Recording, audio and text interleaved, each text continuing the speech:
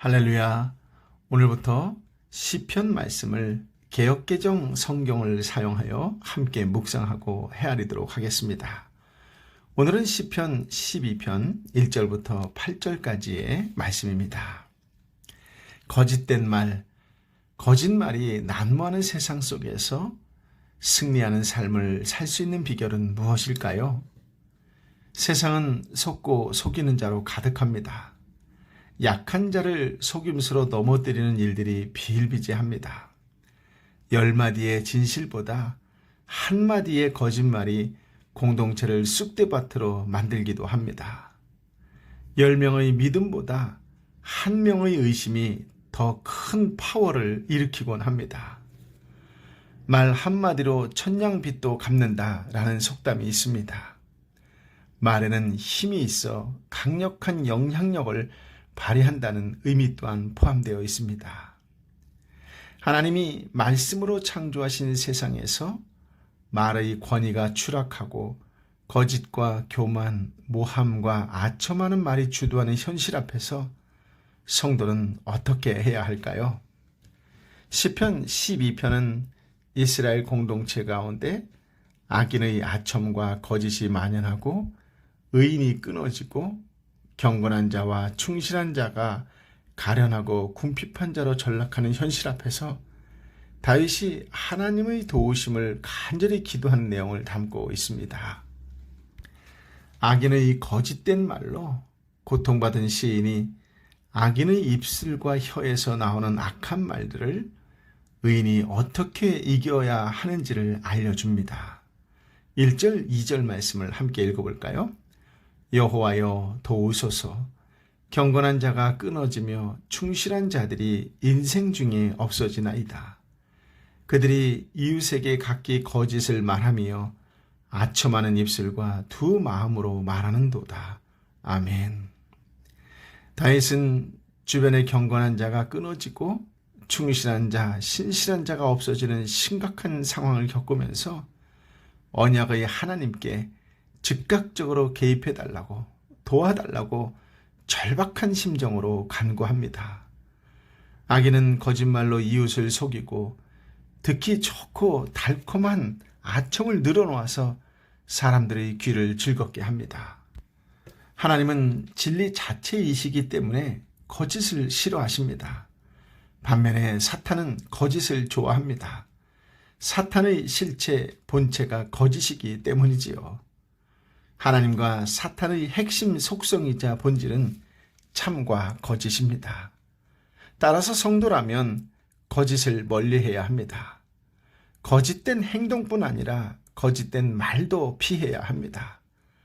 아무리 작고 별것 아니라고 여겨지는 거짓말이라도 하지 않는 것이 바람직합니다.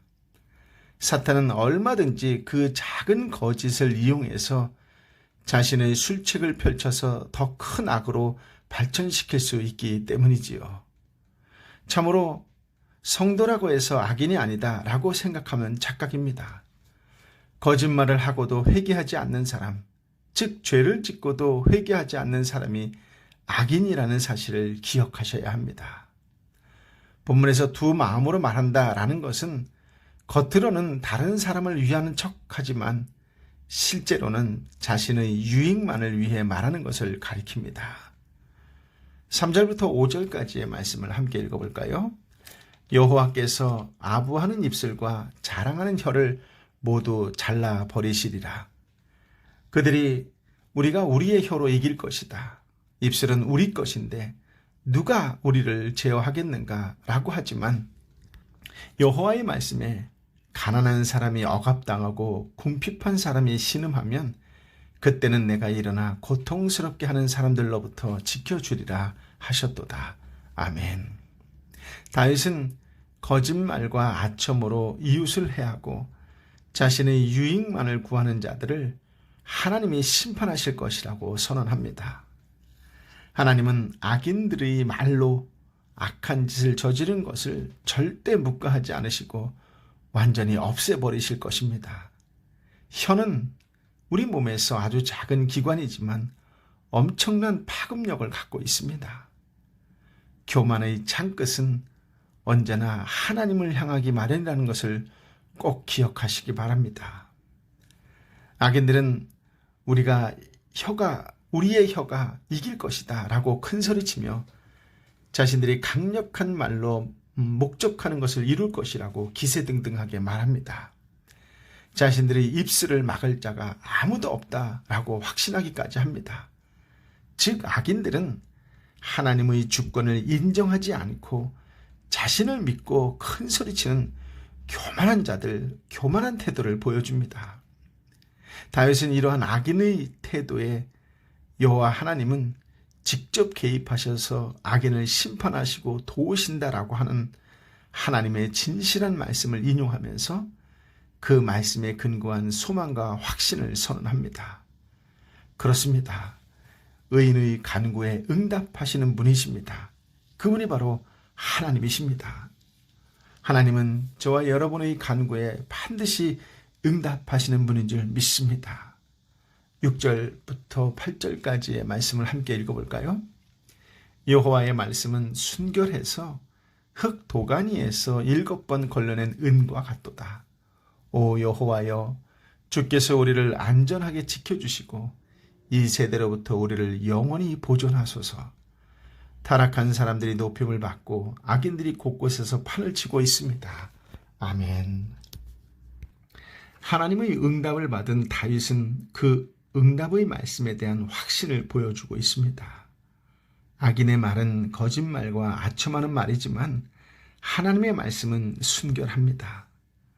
하나님의 말씀은 7번 걸러낸 은과 같이 그 말씀이 완전히 정제되고 단련된 은처럼 흠이 없고 불순물이 없고 깨끗하고 진실하다라는 것입니다. 하나님의 말씀은 악인의 말과 달리 거짓이나 아첨이나 교만한 말로 사람들을 이용하거나 속이는 것이 절대 없습니다. 7절에서 다윗은 여호와 하나님께서 현재뿐 아니라 영원히 의인을 지켜주시고 보호해 주실 것을 확신하며 고백합니다. 이것이 기도를 통한 영적 확신이고 믿는 자들이 누릴 실제적인 능력입니다. 그러나 8절에서 현실은 여전히 악인들이 승승장구하고 높아지며 곳곳에서 날뛰고 있는 현실을 묘사하며 탄식하지요. 그렇다면 어떻게 해야 악인의 말이 끊어지고 우리 시대가 살아날 수 있을까요? 다윗처럼 하나님의 능력을 간구하면 됩니다. 도우소서, 일어나소서, 지켜주소서, 보호하소서라고 하나님께 간절히 기도할 때 하나님의 약속의 말씀이 이 땅에 역사할 것입니다. 그렇습니다. 사람의 말은 영혼에 상처를 주지만 하나님의 말씀은 영혼에 치유를 줍니다. 사람의 말은 신앙을 뒤흔들어 놓지만 하나님의 말씀은 신앙을 확고하게 합니다. 하나님의 말씀을 붙잡으십시오. 세상은 말씀으로 하나님은 말씀으로 세상을 창조하셨습니다. 말씀이 빛이 되었고 말씀이 실제가 되었습니다. 말씀이 생명이 되었고 말씀이 법이 되었습니다. 말씀이 육신이 되었고 십자가가 되었고 성령이 우리 안에 거하십니다. 그러므로 말씀을 붙잡을 때 말씀이 기준이 되고 표준이 될 때 거짓은 분명하게 드러날 것입니다.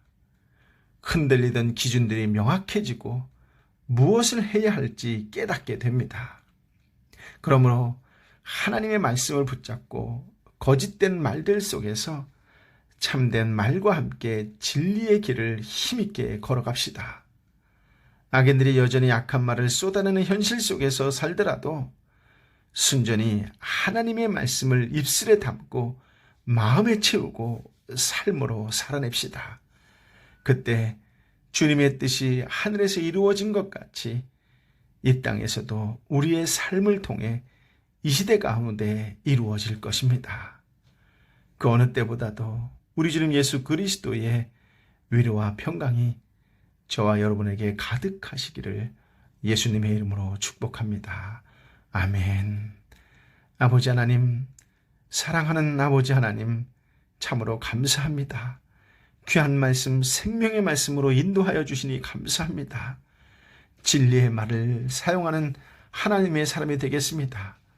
거짓된 말을 끊는 믿음의 사람이 되겠습니다. 오늘도 칭찬하고 격려하고 위로하고 사랑의 말을 전하는 축복과 구원과 은혜의 통로의 말을 사용하는 자가 되겠습니다. 오 성령이여 임하여 주옵소서. 하늘의 뜻을 이 땅에 일구어 나아가는 하나님의 사람으로 그 신분에 어울리는 말을 사용하는 격 있는 자가 되겠습니다. 성령이여 인도하여 주옵시고 우리의 한마디가 누군가가 위로가 되고 힘을 얻게 되는 성령의 언어가 되게 하여 주옵소서. 오 성령 하나님, 육신의 질병으로 아파하는 형제와 자매를 긍휼히 여겨 주옵시고 하나님의 놀라운 은혜로 덧입혀 주옵소서. 경제적으로 관계적으로 어렵고 힘들어하는 형제와 자매를 긍휼히 여겨 주옵시고 하나님의 사랑으로 위로로 덧입혀 주옵소서.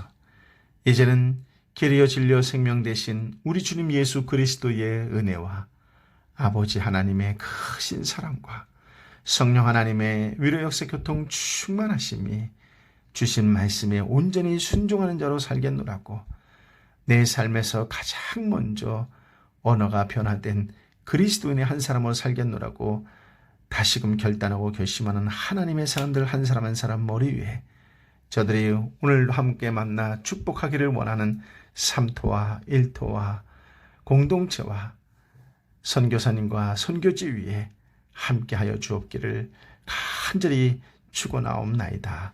아멘.